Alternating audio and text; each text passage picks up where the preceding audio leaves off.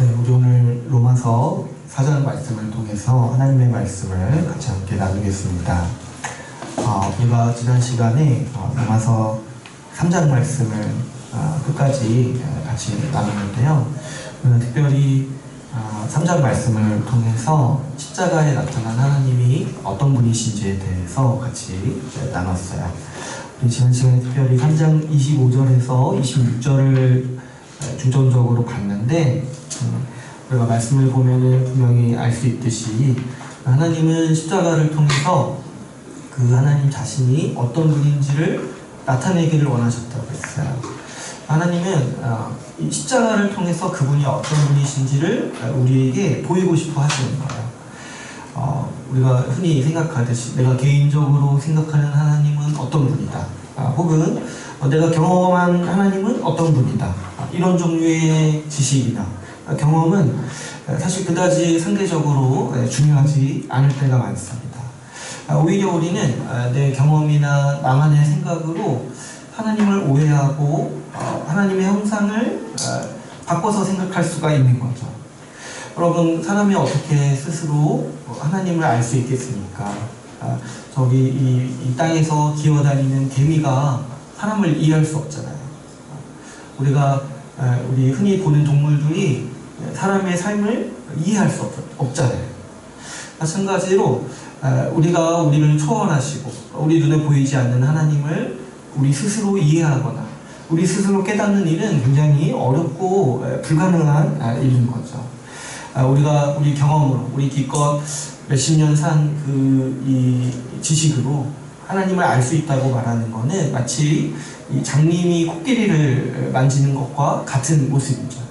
장님이 코끼리를 만지면서 내가 경험한 그 부분을 이게 코끼리다 이렇게 말하는 거예요. 그러나 사실 전체로 보면은 맞지 않은 거죠. 마찬가지로 우리 사람이 하나님과 같이 눈에 보이지 않으시고 우리를 초월해 계시는 우리의 하나님이시잖아요. 하나님을 내가 스스로 깨달을 수 있다, 내가 경험을 통해서 알 수 있다, 이렇게 말하는 거는 불가능한 일이라는 거죠. 우리가 하나님을 알기 위해서는 하나님이 우리에게 그분이 어떠하신 분인지를 알려주셔야 돼요. 하나님은 그래서 이 말씀을 통해서 우리에게 하나님이 어떤 분인지를 알려주시죠. 근데 특별히 하나님께서는 이 말씀으로 십자가를 보라고 하시는데, 이 십자가를 통해서 그분 자신이 어떤 분이신지, 그분의 얼굴이 어떤 모습인지를 우리에게 보여주고자 하시는 거죠. 그러므로 우리는 이 십자가를 통해서만이 하나님을 볼 수 있는 거예요. 십자가를 통해서만이 하나님의 얼굴을 우리가 보게 되는 거죠. 그 외에 다른 방법은 사실 하나님이 의도하신 방법이 아니시고 허락하신 방법이 아니라고 했어요. 우리가 지난주에 같이 나누었듯이 하나님은 십자가에서 특별히 그 하나님의 의로우심이 나타나기를 원하셨어요. 이 십자가를 통해서 우리가 하나님을 알게 될 때 하나님이 의로우시다, 하나님이 공의로우시다는 사실 하나를 알기를 원하셨다고 했어요. 하나님께서 이 예수 그리스도를 화목제물로 세우셔서 우리 대신에 우리가 받아야 할 형벌을 그 자리에서 다 쏟으신 이유는 분명합니다. 하나님께서는 이 십자가를 통해서 하나님께서 모든 죄를 반드시 형벌하시는 이 공의의 하나님, 공의로우신 분, 정의로우신 분으로 우리가 알기를 바라셨던 거죠.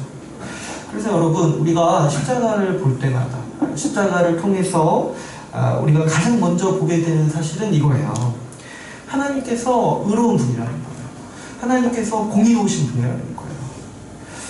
이 십자가에서 하나님께서 어느 정도로 죄를 미워하시고 어느 정도로 죄를 벌하시는지가 아주 분명히 나타났기 때문이죠. 십자가에서 예수님은 우리의 모든 죄를 짊어지셨습니다.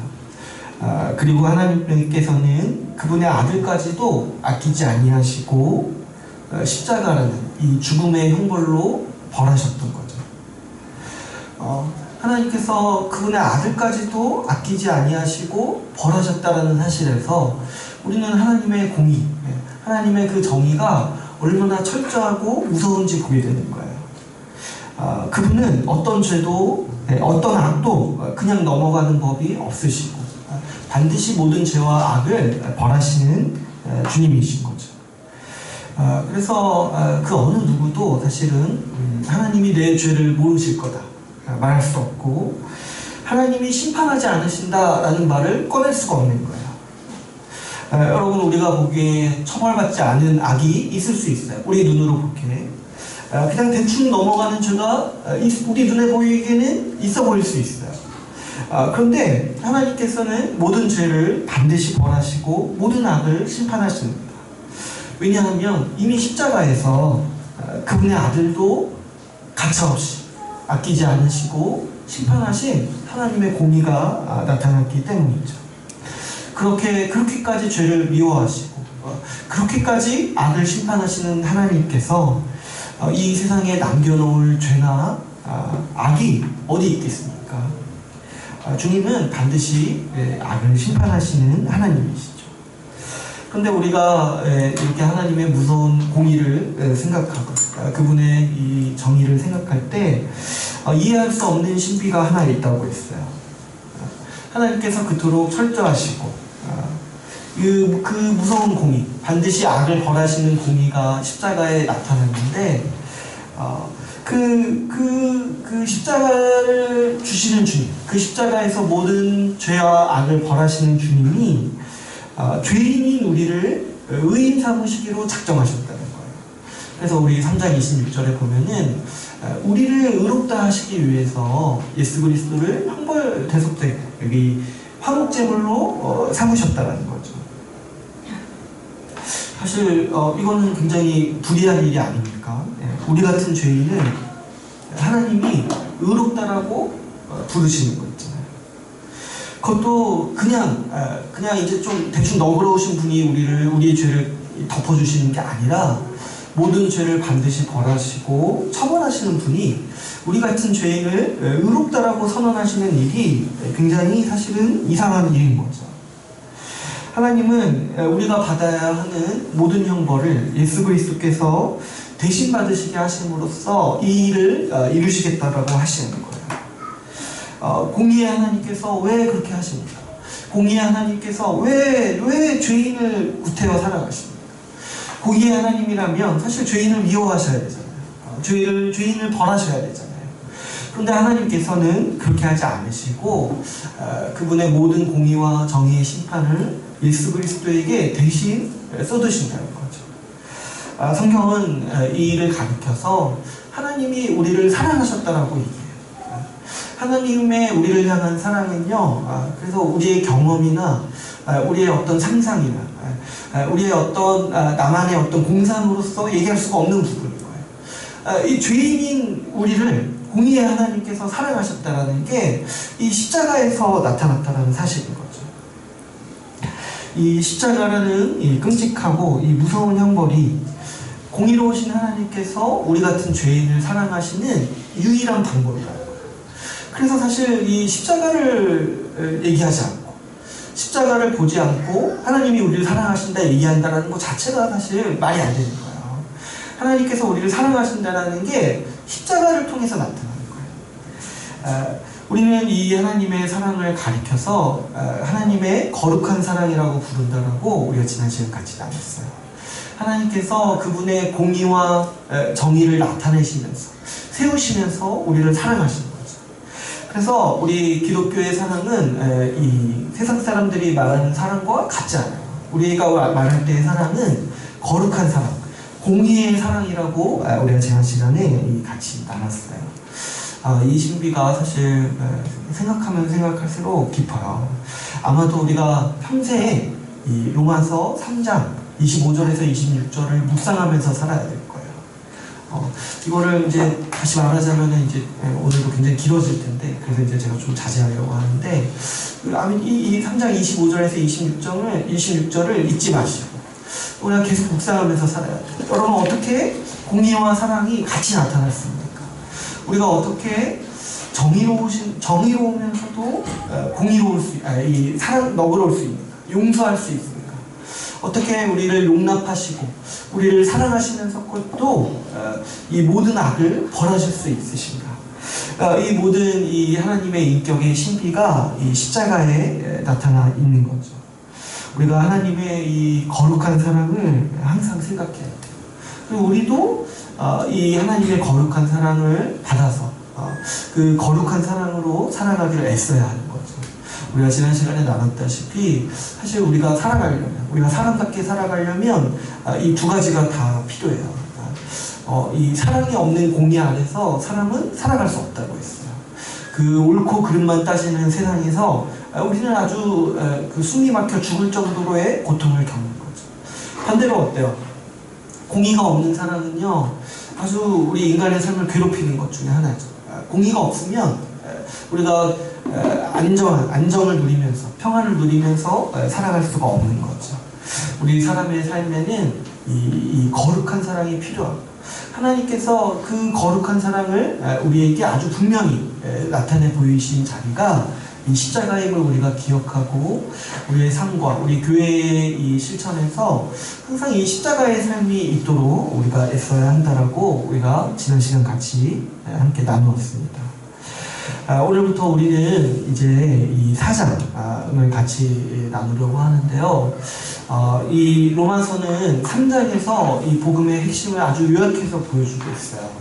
근데 이 바울이 로마서 3장을 통해서 우리에게 제시한 이 복음, 이 은혜의 복음이 우리가 이제 계속해서 나누겠지만 사실은 우리 사람의 상상으로, 사람의 그냥 보편타당한 생각으로 이해하기에는 굉장히 충격적인 면들이 있어요. 그러다 보니까 사도 바울이 이 복음을 3장에서 딱 얘기했을 때 그 당시 사람들이 굉장히 이 반감을 많이 가졌던 것 같아요. 반감을 많이 가지고 그래서 이제 여기에 대해서 불쾌함을 가졌던 거예요. 이 은혜의 복음에 대해서. 그래서 반론을 제기하는 사람들이 많이 있었던 거죠. 그래서 이 사도 바울이 로마서를 쓸 때 이 4장부터는 사람들이 자주 얘기하는 이 은혜의 복음에 대한 반감, 그리고 반론에 대해서 설명해주고 또 부연 설명하고 또 이제 더 이제 덧붙여서 이 반박에 대해서 다시 이렇게 다시 반박하는 이런 이제 설명을 이 4장부터 사도 바울은 우리에게 해주고 있어요. 이 재밌는 거는 그 당시 사람들, 이 사도 바울이 이 복음을 전했을 때 그 당시 사람들이 이 반감을 가지고, 복음에 대해서 반감을 가지고 이 반론을 제기했던 이 논리들이요, 사실 교회 역사를 보면 계속 반복되어 왔어요. 그래서 이 복음에 대한 반론, 복음에 대한 이 반감들이요, 지금 이제 우리가 4장을 나누면서 그리고 5장, 6장을 나누면서 계속 같이 나눌 텐데 오늘날도 이 논란들이 계속 반복되고 있다는 사실을 우리가 보게 돼요. 그래서 우리가 이 4장, 5장, 6장을 배울 때 아주 이제 아주 논리 싸움을 계속 하게 돼요. 그래서 우리가 좀 유심히 좀 보면서 왜 오늘날에도 사람들이 복음을 잘 받아들이지 않으려 하는지 우리는 이해할 수 있고, 또 동시에 우리가 4, 5, 6장, 7장까지 잘 이해할 때 우리가 왜 하나님이 이 복음을 우리에게 주셨고 우리가 복음을 어떻게 이해하고 또 전할 수 있는지를 분명히 배울 수가 있습니다. 우리 이제 오늘 4장을 통해서 살펴볼 대표적인 문제는, 이 복음에 걸려있는 대표적인 문제는 하나님께서 은혜로 구원을 주신다라는 내용이에요. 우리가 이제 은혜에 대해서 생각을 했을 때, 우리가 복음에 대해서 지금까지 이 3장을 통해서 나눴을 때 계속 이야기한 것 중에 하나가 뭐예요?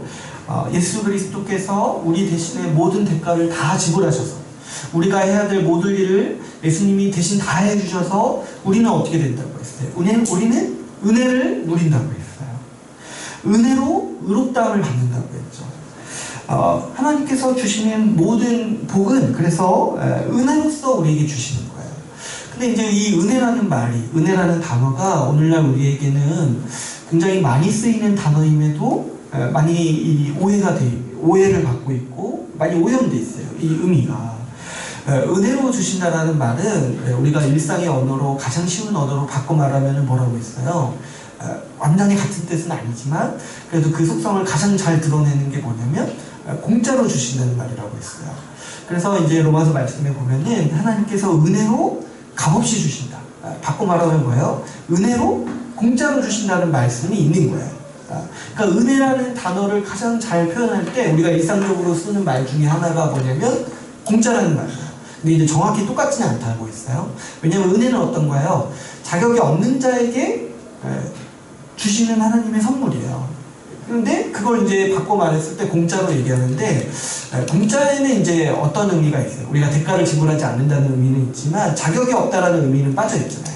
그래서 완전히 같은 의미는 아닌데, 이 은혜의 속성을 아주 잘 드러내는 의미가 뭐냐니까 우리에게 대가를 요구하지 않으신다는 거예요. 그래서 하나님은 그분이 가지고 계신 모든 복과 그리고 그 복의 집약체인 그 의롭다 하신, 우리를 의롭다 하시는 그 선언을 우리에게 공짜로 대가 없이 주신다라고 가르치고 있는 것이죠. 그래서 여러분 어때요? 우리가 뭐를 공짜로 받는다고 하면은 굉장히 기분이 좋지 않습니까? 그렇지 않아요? 요즘에 이제 우리 정부에서 세상에 공짜로 10만 원씩, 그리고 지금 뭐 중앙정부에서도 뭐 100만 원씩 준다고 얘기를 하고 있잖아요. 벌써부터 저는 이제 지금 이제 경기도권 받았고, 이제 아직 안산거 아직 안 받았어요. 전북거 아직 안 받았는데 정말 아직 굉장히 설레고 언제 나올까 굉장히 기쁜 마음으로 또 경기도권 받아서 쓰고 하고 있어요. 그러니까 우리 공짜로 받는다고 하면은 우리는 이제 굉장히 기쁘죠. 그러니까 하나님이 우리에게 원하는 것도 그런 거예요. 하나님은 그분이 가지고 계신 모든 복락을 우리에게 공짜로 주기를 원하시는 거예요. 그랬을 때 하나님이 원하시는 게 뭐냐면 우리가 기뻐하기를 원하시는 거예요. 이 소식을 기뻐하고. 그래서 우리가 공짜로 주니까 우리가 어때요? 그 하나님이 정말 좋으시다는 걸 우리가 알기를 원하시는 거예요. 근데 하나님이 가지고 계신 모든 복을 우리에게 공짜로 주시니까 하나님이 정말 좋으신 분이구나. 정말 이 하나님이 은혜의 하나님이시구나. 그래서 하나님을 예배하고 찬양하기를 원하시는 게 우리 하나님의 마음이신 거죠. 그래서 이 하나님께서 모든 복을 우리에게 공짜로 주시니까 우리가 하나님을 알아가고 하나님과 교제하는 일이 기쁘고 그분을 예배하는 일이 기쁜 거예요. 그분이 모든 복을 우리에게 공짜로 주시기 때문이죠. 그래서 이제 그냥 생각해 보면 사람들은 이 복음의 소식을 기뻐할 것 같아요. 이 공짜로 주시는 거니까. 그런데 실상을 보면은 이 교회 역사를 보게 되면은 싫어하는 사람들이 많은 거예요. 그리고 이거를 이제 하나님이 공짜로 주신다라는 거를 의심하는 사람도 이제 교회 역사 가운데서 많이 나오게 되는 거죠. 또 우리도 보게 되면은 사실 이런 면이 좀 있어요. 누가 뭘 공짜로 준다고 하면은 좀 잘 안 믿잖아요. 그렇지 않아요? 어느 날 전화가 왔어요. 전화가 왔는데 받아보니까 세상에 당첨이 됐대요. 당첨이 돼가지고 뭐 이렇게 뭐 리조트 이용권 공짜로 준대요. 여러분 이거 믿으세요? 잘 안 믿잖아요. 우리는 어떤 생각이 있어요? 뭔가 공짜로 주는 거는 좀 사기 같다. 그래서 이제 잘 안 믿는 경향이 좀 있는 거예요. 마찬가지로 하나님이 공짜로 주신다고 자꾸 성경을 통해서 말씀하시는데 우리 인간의 본성이 자꾸 그런 것들을 이제 안 믿는 거죠. 대표적으로 이 유대인들이요, 이 은혜의 복음을 싫어했어요. 이 하나님이 공짜로 주신다는 소식을 싫어했어요. 그 사람들은 이 자신들이 율법도 지키고 할례도 지켜서 여러 가지 대가를 하나님께 치른다라고 스스로 생각을 했어요. 자신들은 대가를 지불했고 비용을 지불했다라고 생각을 하면서 살았던 거예요. 그래서 바울이 아니다, 하나님은 대가를 받지 않으신다라고 했을 때 바울을 싫어하는 거예요. 왜냐면 우리는 이미 대가를 지불했다고 생각을 하는데 하나님은 그런 거 원하지 않으시고 그냥 공짜로 주신다고 하니까 이 바울이 전하는 복음이 유대인들이 싫었던 거죠. 그래서 핍박하고 아주 대적했던 거예요.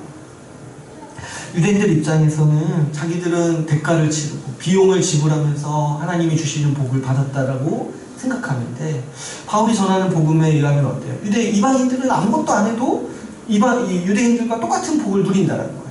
그러니까 얼마나 억울합니까?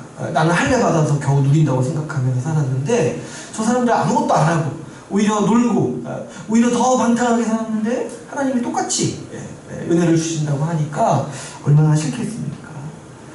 오늘날에도 이 마찬가지로 이 은혜의 복음을 싫어하는 여러 가지 논쟁들이 있어요. 이게요 아주 교회 역사상 계속 반복되는 논쟁이에요.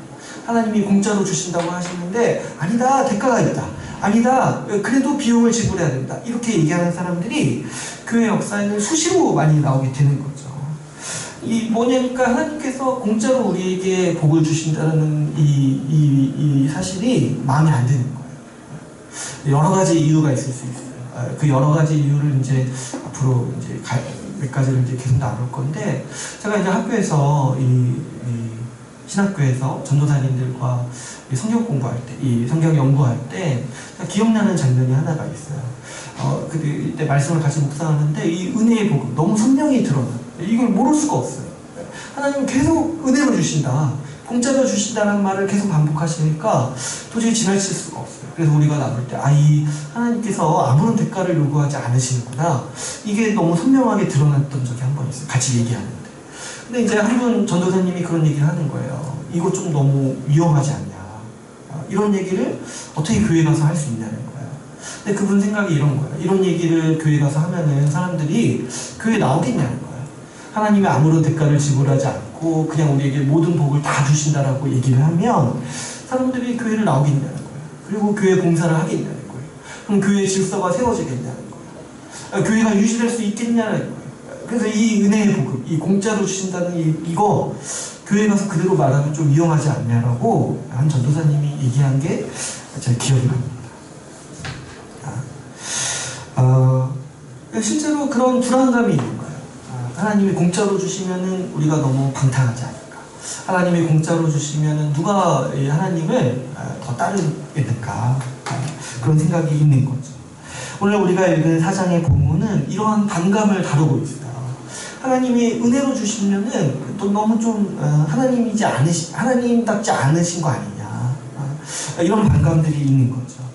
근데 오늘 우리가 읽은 4장은 하나님께서 왜 이 은혜의 방식으로, 왜 그분의 가지신 모든 복을 다 주시는지에 대해서 우리에게 설명을 해주고 있습니다. 오늘 우리가 읽은 본문의 이 1절을 보시면, 이제 1절을 보니까 빨리 봐야 돼요.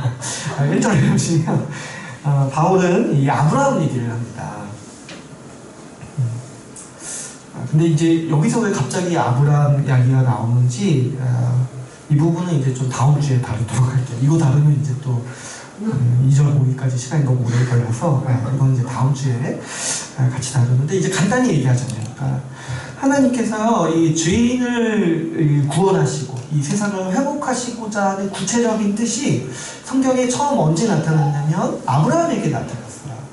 하나님은 이 세상을 구원하시고자 하는 약속, 그 구원의 계획을 아브라함에게 처음 말씀하셨어요.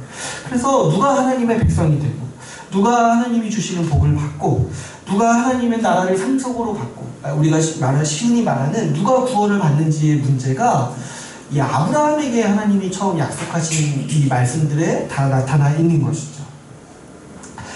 그래서 이 성경의 구도는 하나님께서 아브라함에게 약속하신 바를 신약에서 예수 십자가 복음으로 성취하신 이야기가 이 성경 전체의 이야기인 거예요.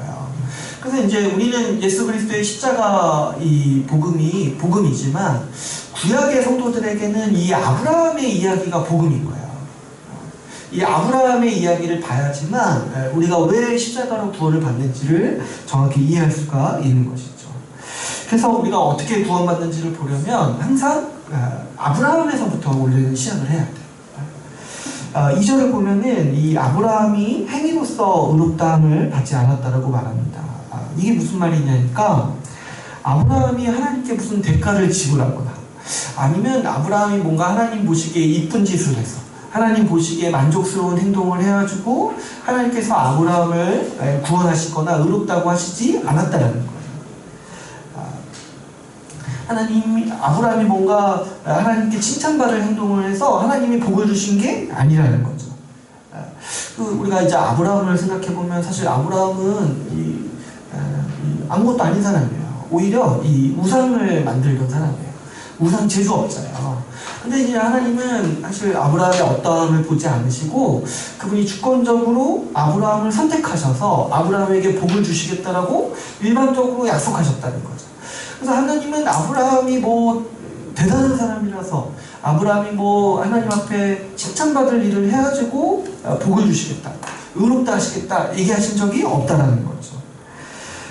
근데 이 하나님께서 이 아브라함을 의롭다고 하신 사건이 하나가 있었어요. 그게 뭐냐면 이제 창세기 15장에 나오는 사건이에요. 특별히 이제 오늘 우리가 읽은 본문의 3절 말씀은 15장, 창세기 15장 6절 말씀을 가지고 와서 인용하고 있어요. 사실 이제 로마서 4장 전체가 이 창세기 15장 6절을 설명하는 주석과 같은 본문이에요. 이 창세기 15장 6절에 보면은 어떻게 기록이 되어 있냐면, 이 3절에서 말씀하듯이 아브라함이 하나님을 믿음에 하나님이 아브라함을 의롭게 여기신다라고 얘기하고 있어요. 근데 이제 이 창세기 15장은 어떤 이야기가 있냐면, 하나님은 아브라함에게 그분이 원래 하셨던 약속을 15장에서 다시 한번 확인시켜 주세요. 아브라함에게 많은 자손을 주고 하늘의 별과 같은 자손을 주고 그 자손이 살 수 있는 땅을 주고 복을 주겠다라고 약속하셨어요. 근데 이제 아브라함이 그걸 믿으니까, 그 약속을 믿으니까 하나님은 그것을 의로 여기셨다라고 창세기 15장 6절이 기록하고 있는 것이죠. 그러니까 지금 사도 바울이 지금 얘기하고 있는 건 뭡니까? 하나님이 의롭다고 여기시는 선언이 언제 등장했냐는 거예요. 아브라함이 어떤 하나님 앞에 행위를 해서, 아브라함이 어떤 하나님께 대가를 지불하고 비용을 지불했을 때 그런 선언을 하신 것이 아니라, 아브라함이 하나님의 약속을 믿었을 때 하나님은 아브라함을 의롭다라고 하셨다는 거죠. 그러니까 하나님은 이 구원의 약속, 구원의 계획을 처음부터 우리의 힘이나 우리의 어떤 비용 지불이나 우리의 대가의 지불이 필요하다고 얘기하신 것이 아니라, 우리의 어떤 행위를 보고 구원하시겠다고 하신 게 아니라, 우리의 믿음을 보고 의롭다 하시기로 아브라함 때부터 하나님은 계시하셨고 말씀하셨다라고 이 사도 바울은 우리에게 얘기하고 가르쳐주고 있는 것이죠. 이제 제가 좀 높아지면서 말씀을 드리면, 어떤 분들은 좀 이렇게 생각할 수 있어요. 뭐 하나님이 대가를 원하지 않으신다, 하나님은 조건이 없으신다, 이렇게 얘기를 하는데, 그래도 조건이 있지 않냐는 거예요. 뭐냐니까 믿어야 되지 않냐는 거예요. 믿어야지 하나님이 주시는 거니까 우리가 대가를 지불하고 비용을 지불하고 또 조건이 있는 거 아니냐, 이렇게 얘기하시는 분도 간혹가다 있을 수 있어요.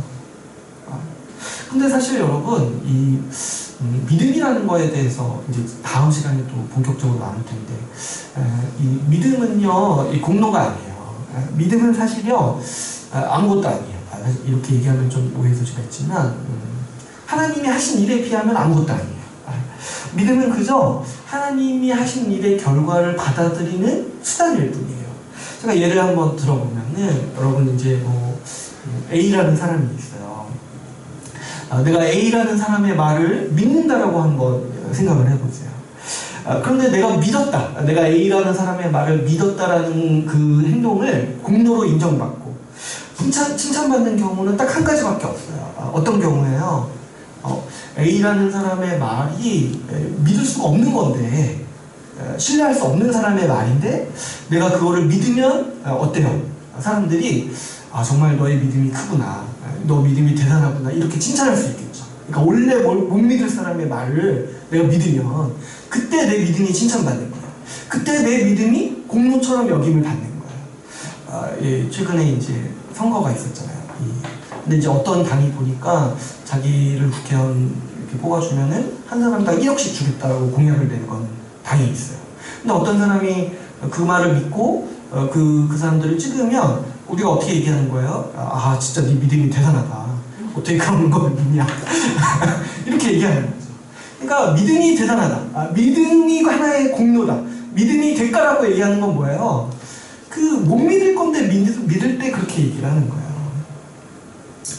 그런데 이제 우리가 하나님의 말씀을 믿는다는 거 있잖아요. 우리 믿음이라는 거는 하나님이 계시하신 복음을 믿는 거잖아요.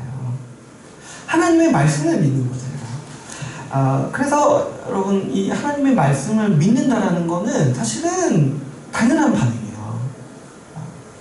오히려 안 믿는 게 벌받을 만한 일이지 않겠습니까? 하나님께서 말씀하신 거를 안 믿는 게 오히려 이상한 거예요.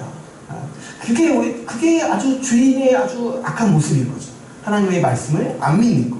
그러니까 사실 그래서 믿음이라는 거는 하나님이 말씀하셨을 때 합당한 반응이라는 거야. 칭찬받았거나 뭐 그게 공로로 여겨질 만한 반응이 아니라는 거죠. 그래서 우리가 믿는다라는 말은 사실은 굉장히 합당한 거고, 이걸로 인해서 뭐 너의 믿음이 크다, 네 믿음이 대단하다 이렇게 말하는 것 자체가 사실 그렇게 좋은 말은 아닌 거죠. 하나님의 말이 원래 못 믿을 만한 하면은 그렇게 말할 수 있어요. 네 믿음이 대단하다. 그런데 그렇지 않잖아요. 오히려 안 믿은 게 악한 거예요. 안 믿는 게. 그래서 이 믿음은 공로나 우리가 하나님께 지불해야 될 대가라고 얘기하는 거는 굉장히 사실 부끄러운 말인 거죠. 우리 믿음을 생각해 보면 믿음은 사실 이 수단이에요.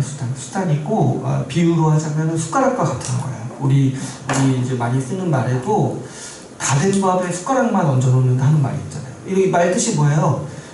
다른 사람이 다 해놓은 거 그냥 그 결과만 가져가는 걸 얘기할 때 다 된 밥에 숟가락만 얹어 놓는다 얘기하잖아요.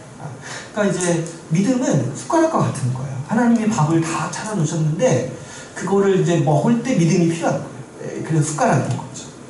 그래서 여러분 우리가 이렇게 식사를 누가 이렇게 대접했을 때 숟가락 가져온 사람 보고, 야, 너 밥 먹을 자격이 있다, 너 대단하다, 숟가락을 어떻게 가져왔냐 이런 얘기하지 않잖아요. 오히려 밥을 차려주신 주님의 이 주인의 은혜, 밥을 차려주신 분을 칭찬하잖아요. 아유, 정말 감사합니다. 정말 내가 이것을 먹게 해주셔서 감사합니다. 이렇게 얘기를 하는 거잖아요. 어떤 경우도 숟가락만 가져온 사람을 향해서 너 공로가 있다, 너 믿음이, 너 뭐가 있다 이렇게 얘기하지 않는다는 거죠. 근데 이제 또 중요한 게 또 숟가락이 없으면 밥을 못 먹어요. 그러니까 필요 없는 건 아니지만, 근데 이제 하나님이 하신 일의 결과를 받는 수단일 뿐이라는 거죠. 우리 어떤 경우에도 믿음은 대가 지불이거나 우리가 비용을 지불한 차원이 아니라는 거죠. 하나님께서는 그래서 우리에게 은혜로 믿음으로 주신다라는 게 우리에게 대가를 요구하지 않으시고 주신다라는 말이라는 거예요. 하나님께서는 왜 우리에게 이렇게 이 숟가락만을 요구하시고 밥은 다 차려주시겠다라고 말씀하십니까? 바꿔 말하면 하나님은 왜 그분의 복을 공짜로 주시겠다라고 말씀하십니까? 오늘 본문, 우리 읽은 본문의 4절에서 8절 말씀을 보면 하나님은 왜 우리에게 공짜로 주시냐 했을 때 그분이 우리에게 은혜를 베푸시기 위해서 그렇게 하셨다라고 설명하고 있어요. 이 4절에서 8절은 하나의 이 비유로서 우리에게 이제 설명하고 있는 건데요. 이 4절 말씀을 한번 보시면 이렇게 얘기를 하죠. 일하는 자에게는 그 삭시 은혜로 여겨지지 아니하고 보수로 여겨진다는 거예요. 그러니까 지금 이제 4절에서 8절에서 이 구절만 이해하면 돼요. 이게 뭐냐니까 하나님은 우리에게 뭔가 보수를 주시려고 하시는 게 아니라는 거예요. 하나의 비유인 거예요. 여러분, 일한 자가 보수를 받는다면은 그거는 월급이고 삭시죠. 그것은 일한 자에게 모든 공로가 있어요. 그런데 이제 바꿔서 일하지 않는 자가 보수를 받는다라면 아무것도 안 하고 오히려 놀았는데 월급이 나와요. 그러면은 그 누구의 공로예요? 그 월급을 주신 사장의 공로라는 거죠. 그게 은혜라는 거예요. 보수를 준 사람에게 공로가 있죠. 하나님께서는 우리에게 은혜를 베푸시고 그분이 영광 받으시기를 원하는 거예요. 우리가 한 대가를 지불하시는 이 어떤 그런 당연한 일을 하시려는 게 아니라 우리에게 은혜를 베푸시기를 원하신다는 거예요. 그래서 우리가 한 것이 없이 우리를 의롭다 하시고 우리의 죄를 사해 주신다라고 오늘 본문 말씀은 우리에게 말씀하고 있는 거죠. 우리 죄인인 의를 위해 아무것도 하지 않은 우리에게 은혜를 베푸시겠다라고 말씀하시는 게 우리 하나님의 뜻인 거예요. 그렇지 않고 만약에 하나님께서 우리에게 대가를 받으신다, 우리에게 공로를 요구하신다라고 말하면은 그건 어떤 거예요?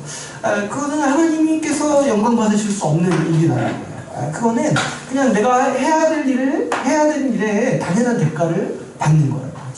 우리가 일한 다음에 일해서 월급을 받잖아요. 근데 그때 우리가 월급 주는 사람에게 물론 감사하는 마음이 있지만 그래도 그 월급 주는 사람을 칭찬한다거나 뭐 이렇게 찬양하지 않아요. 왜 그래요? 내가 한 일의 대가를 내가 받은 것이잖아요. 근데 하나님은 원하시는 게 뭐냐면 자격 없는 자에게 그분의 복을 주셔서 그 하나님이 영광 받으시고 하나님이 예배 받으시기를 원하신다는 거죠. 오늘 우리가 읽은 이 9절에서 11절부터 보게 되면은 이 유대인들이 중요하게 여겼던 이 할례 논쟁을 다루고 있어요. 유대인들이 대표적으로 대가, 이 비용, 공로로 삼았던 게 뭐냐면 이 할례예요. 할례. 유대인들은 할례를 받아야지 하나님의 백성으로 인정받고 주님이 주시는 복을 누린다라고 주장했습니다. 그런데 이제 11절을 보시면은 이렇게 말해요. 하나님은 아브라함이 할례를 받기 전에 아브라함의 믿음을 보시고 의롭다라고 정하셨다라고 얘기해요. 그러니까 이 할례가요, 구원받고 안 받고 하나님의 복을 누리고 안 받고의 문제에 아무런 상관이 없다는 거예요. 그래서 우리가 창세기를 보면은 하나님이 의롭다고 하신 거는 창세기 15장이에요. 근데 이제 할례가 나온 건 언제냐니까 창세기 17장이에요. 그러니까 하나님이 의롭다 하시고 하나님이 우리에게 복을 주시는 문제가 할례를 받고 안 받고의 문제가 아니라는 거예요. 이 할례 문제는 사실 여기다 뭘 갖다 붙여도 말이 돼요. 여기서 이 어떤 걸 갖다 붙여도 사실 다 말이 된다라고 볼 수가 있어요. 우리가 무엇을 해도 무엇을 안 해도 하나님께서 뭘 주신다 안 주신다 이렇게 말씀하시는 분이 아니라는 거예요. 하나님은 우리의 믿음을 보시고 이미 의롭다라고 얘기하시고 하나님은 우리의 믿음을 보시고 이미 그분의 모든 복을 다 주셨다는 거죠. 우리가 예수 그리스도의 십자가 복음을 믿을 때 주님이 주시는 모든 복을 다 받습니다. 우리가 어떤 추가적인 선행이나 공로나 우리의 행위를 보고 우리에게 더 이 복을 주신다거나 의롭다 하신다거나 그것이 하나님의 방법이 아니라는 것이죠. 만약에 우리가 하나님 앞에 공로를 쌓아서 하나님 앞에 뭔가 하나님 보시기에 좋은 일을 해서 그분의 복을 받고 대가를 지불하고 구원을 받는다면 우리는 하나님을 은혜의 하나님이라고 부를 수 없어요. 행한 대가만큼 주시는 거니까 그저 그냥 월급 잘 주는 사장님 정도로 생각할 수밖에 없는 거예요. 그러나 하나님은 우리에게 대가를 요구하지 않으십니다. 그분은 우리에게 은혜를 베푸셨어요. 그분은 우리에게 정당한 삭스를 주시는, 정당한 월급을 주는 사장님이 아니라 아무런 대가가 없이 그분이 가지고 있는 모든 복을 다 주시는 하늘에 계신 아버지로서 여겨지기를 바랬던 거죠. 하나님은 우리의 사장님이 되시려고 하시는 게 아니라 우리의 아버지가 되시려고 하시는 거예요. 우리가 오늘 읽은 본문의 13절에서 16절도 한번 보시면 이 13절에서 16절은 계속해서 이 하나님께서 우리에게 공짜로 복을 주시는 일이 그 하나님 자신에게도 지극히 합당한 일이라고 우리에게 가르치고 있습니다. 13절에 보시면 아브라함에게 하신 이 약속이 나오죠. 우리 4장 13절을 같이 한번 읽어볼까요? 4장 13절 같이 한번 읽어보겠습니다. 시작. 아브라함이나 그 후손에게 세상의 상속자가 되리라고 하신 언약은 율법으로 말미암은 것이 아니요 오직 믿음의 의로 말미암은 것이니라. 네, 이 하나님이 아브라함에게 복을 주시겠다라고 약속하셨어요. 근데 그 복의 내용이 뭐냐니까 아브라함의 후손을 이 세상의 상속자가 되게 하시겠다는 거예요. 바꿔 말하면 하나님 나라의 백성이 되게 하십니다. 그래서 이 세상을 상속받도록 하시겠다는 거예요. 근데 이제 여기서도 이제 하나님의 뜻이 어렴풋이 나타나는 게 뭐냐면 이제 상속자로 삼으시겠다는 거죠. 상속하여 주시겠다는 거죠. 그러니까 뭐예요? 아들 삼으시겠다는 거잖아요. 그러니까 하나님은 어떤 분이 되고 싶으신 거예요? 지금 직원 삼으시겠다. 하나님이 지금 약속하신 게 내가 너희에게 제때제때 월급 주는 직원 삼겠다. 이런 얘기를 하신 게 아니라는 거예요. 내가 너희에게 모든 대가 없이 내 모든 것을 다 주는 아들 삼으시겠다. 그래서 내 상속자로 너희를 삼겠다라는 약속을 아브라함에게 주셨다는 거예요. 그래서 이거를 하나님께서 약속하신 거라는 거예요. 이건 이제 다음 주에 더 자세히 살펴볼 건데, 다음 주에 제가 잘해야겠네요. 그러니까 하나님은 이 은혜를 약속하셨다는 거예요. 상속자로 삼으시기로 약속하셨다는 거예요. 이거 자체가 은혜인 거예요. 직원 삼으시겠다고 하신 게 아니에요. 내가 널 고용하겠다 이게 아니라, 내가 너희를 자녀 삼아서 내가 너희에게 내 모든 복을 다 주겠다. 내가 가지고 있는 모든 걸 다 주겠다. 상속자로 삼으시기로 약속하셨다는 거예요. 근데 이렇게 하나님께서 말씀하실 때 어떤 조건도 얘기하신 적이 없으신 거예요. 하나님의 약속의 골자는 뭐예요? 내가 주겠다는 거예요. 내가 주겠다. 내가 그걸 약속하겠다는 거예요. 창세기 한번 살펴보세요. 내가 뭘 하면 너에게 주겠다 이런 얘기 하시지 않고 그냥 아브라함 다짜고짜 불러서 뭐라고 얘기하시냐면 내가 주겠다. 내가 너에게 약속해 주겠다. 내가 너에게 이루어 주겠다 이렇게 약속을 하신다라는 거예요. 그러니까 하나님은 주시겠다라고 약속하셨어요. 그리고 하나님이 기뻐하신 게 뭐냐면 아브라함이 그 약속을 믿은 것으로 하나님은 기뻐하시고 그 아브라함을 의롭다고 하시는 거예요.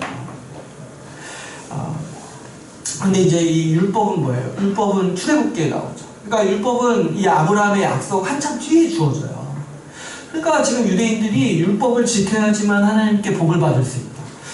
율법을 할례를 받아야지 구원받을 수 있다. 이렇게 유대인들이 주장하는 거는 아주 어불성설이라는 거예요. 그럼 뭐예요? 그럼 하나님은 어떤 분이라는 거예요? 만약에 정말 우리가 율법을 지켜야지, 할례를 받아야지 의를 받고 복을 받으면 하나님은 어떤 분이라는 거예요? 하나님은 약속을 어기시는 분이라는 거예요. 왜 그래요? 원래 처음부터 하나님의 약속은 뭐예요? 주시겠다는 거예요. 내가 너에게 주시겠다. 그리고 아브라함이 그걸 믿었을 때 하나님은 기뻐하셨어요. 그것으로 끝난 거예요. 주시겠다고 약속하셨어요. 근데 이제 지금 유대인들이 주장하는 하나님은 어떤 분이에요? 가만 생각해보니까 안 되겠다. 너 몇 가지를 좀 해라. 이 정도 지켜라. 이 정도 나에게 대가를 지불하라. 뒤에 가서 말을 바꾸셨다라고 주장한다는 거예요. 하나님이 그런 분이라고 유대인들이 얘기하는 것과 같다는 거예요.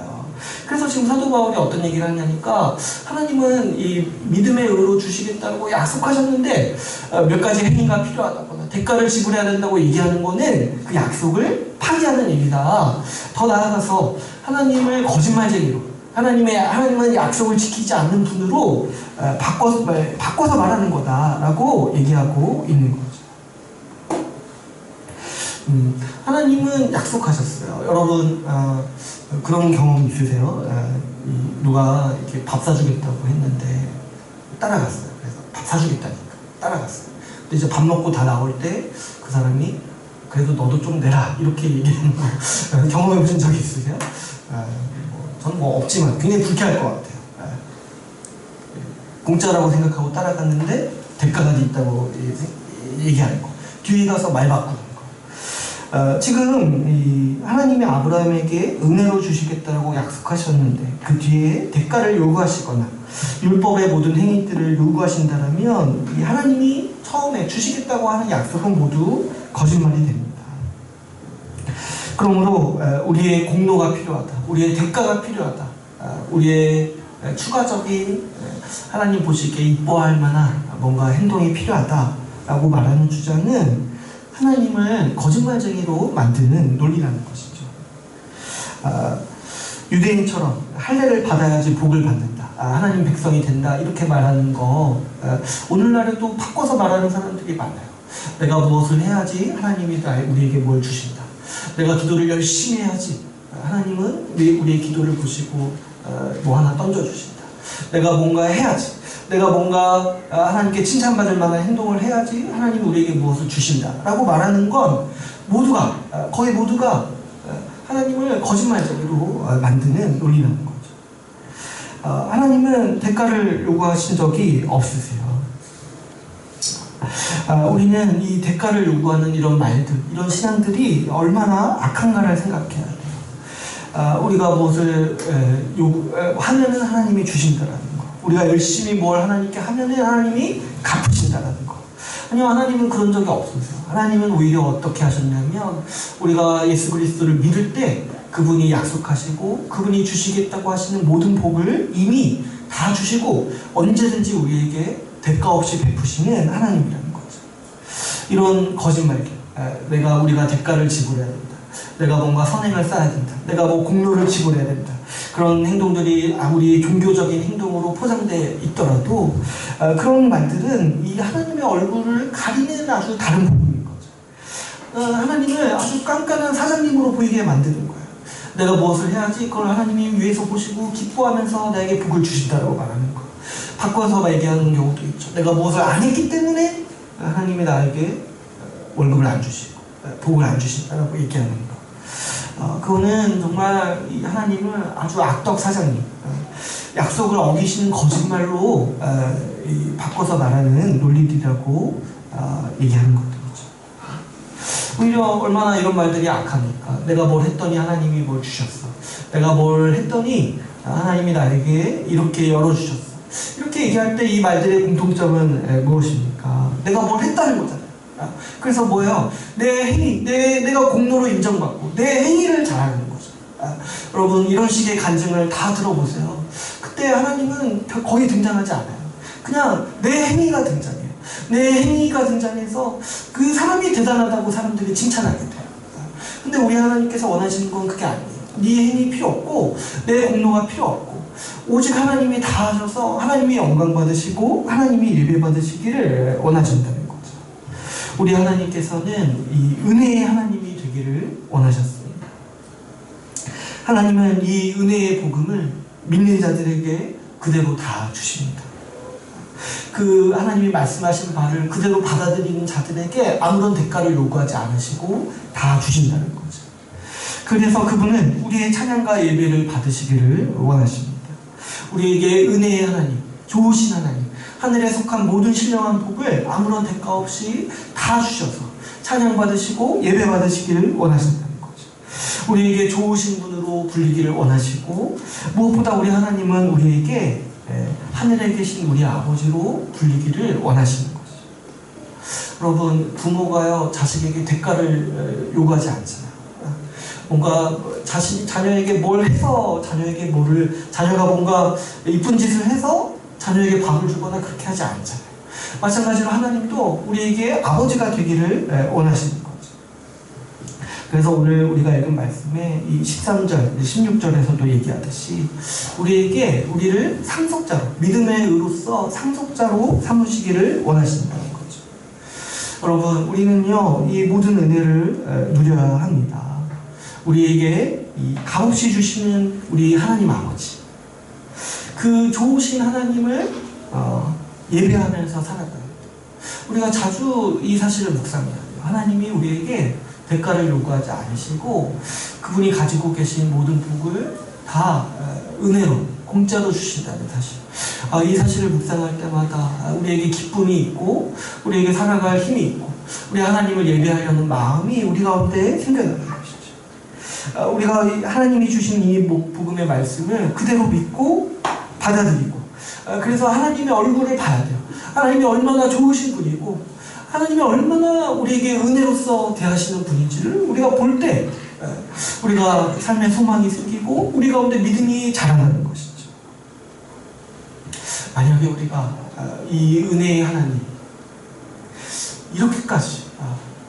이렇게 예수 그리스도를 십자가에 세우시면서까지 비용을 다 지불하셔서 우리에게는 은혜로 대하시는 이 은혜의 하나님, 우리의 아버지가 되기를 원하시는 이 하나님의 얼굴을 보지 못한다면, 그러면서 교회를 다니고 그러면서 신앙생활을 한다면 그것보다 비극적이고 끔찍한 일이 어디 있겠습니까? 여러분 우리는 반드시 이 하나님을 봐야 돼요. 우리에게 모든 복을 공짜로 주시고 하늘에 속한 모든 신령한 복을 이미 우리에게 다 주셨다라고 말씀하시는 그 하나님의 은혜의 얼굴을 우리는 보면서 이 하나님을 교제하고 이 하나님을 예배하면서 살아가야 하는 것이죠. 우리에게 너무나 좋으신 하나님을 예배하고 살아가는 일이 우리 신자에게, 우리 교회에게 기쁜 일이고 복된 일인 것이죠. 그런데 여러분 우리가 하나님께서 주시는 이 은혜, 이 은혜의 하나님의 얼굴을 제대로 보기 위해서는 우리는 은혜가 무엇인지를 배워야 합니다. 우리는요 쉽게 이 은혜가 무엇인지를 이해하기가 힘들어요. 제가 앞에서도 말했지만 교회 역사 내내 이 은혜를 싫어하고 은혜의 반감을 가지고 이 은혜를 믿지 못해서 하나님이 공짜로 주신다라는 이 말을 믿지 못해서 수많은 사람들이 방황해 왔어요. 지금 제가 이제 은혜에 대해서 설명했을 때 우리가 이제 좀 이해하는 것 같다가도 우리 인간의 본성은 쉽게 은혜를 잊어버리기가 쉽습니다. 왜 그런 거 하니까 우리가 일상에서 경험하는 많은 경험들이 은혜에 역행하는 경우가 많기 때문이죠.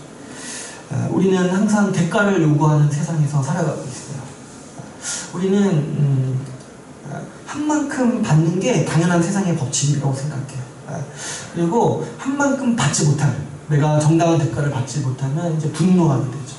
근데 사실 우리 세상의 모습을 받게 되면 사실 이제 세상이 이렇게 한 만큼 준다고 하는데 대부분 사실 한 만큼도 받지 못하죠. 대가를 요구하고 대가를 원하고 대가를 지불해야 되는 게 우리가 세상을 살아가는 아주 중요한 원리인 거죠. 우리가 그런 세상에서 살아갈 때 사실 은혜를 경험한다. 이게 사실은 어렵죠. 또 우리의 본성도 한몫합니다. 여러분, 우리 그냥 개인의 성정을 생각해도 우리가 은혜에서 얼마나 멀어진 사람인지, 우리가 얼마나 은혜의 법칙에서 떠난 사람들인지 금세 파악할 수 있어요. 여러분, 우리가 우리 자신을 생각해보면 얼마나 계산적입니까? 내가 이런 거 있잖아요. 손해보려고 행동하지 않는 거. 어떤 이 경제적으로나 또 우리 관계에 있어서도 우리의 이 아주 만연한 태도 중에 하나는 뭐예요? 내가 받은 만큼 베풀겠다. 내가 저 사람에게 받은 만큼 베풀겠다. 항상 이런 거 계산하지 않습니까? 이거 좀 내가 손해보는 것 같아. 내가 좀 더 친절을 베풀면은 저 사람은 나한테 이렇게까지 안 했는데 내가 굳이 이렇게 해야 되나, 이런 생각들이 우리 가운데 끊임없이 드는 거죠. 그래서 우리는 모든 관계도 다 계산하면서 살아가요.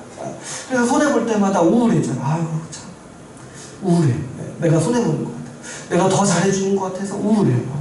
그랬을 때 우리 가운데 이제 우울증이 찾아오는 거예요. 내가 더 잘해주는 것 같고 내가 한 만큼 받지 못한다는 생각이 드는데 이런 거 왜 이렇게 잘 안 하니까 이제 제가 그렇게 살았어요. 항상 우울해요. 내가 해준 것만큼 못 받는 것 같아서. 뭐 여기에 대해서 사실 할 말이 많은데 다음 주에 다음 기회에 이게 사람이 우울하게 되는 아주 중요한 원인이에요. 이 계산적일 때. 왜냐면 대부분은 우리가 행한 만큼 못 받거든요. 근데 자꾸 내 욕심은 뭐냐면 내가 해놓은 것 이상을 회수하기를 원해요. 최소한 본전만이라도 찾기를 원해요. 근데요, 사실 우리 사람의 삶이요, 손해보면서 사는 거 아니겠어요?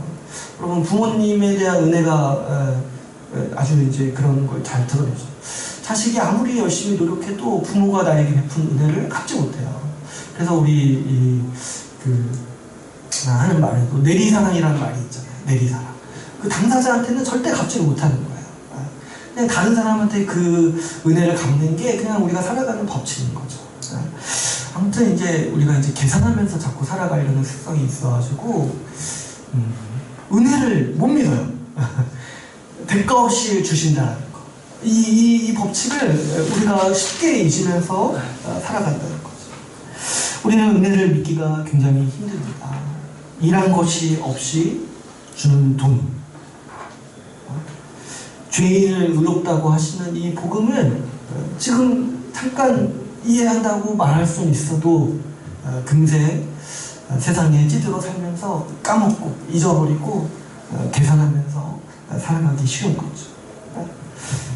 이번 주에 제가 어떻게 기사를 보니까 어떤 목사님이 설교를 하시는데 그 국가에서 주는 이제 재난기본소득이 마음에 안 드셨나 봐요. 그래서 설교 내용이 뭐냐니까 세상에 공짜는 없다, 이런 이제 취지로 설교를 하셨어요.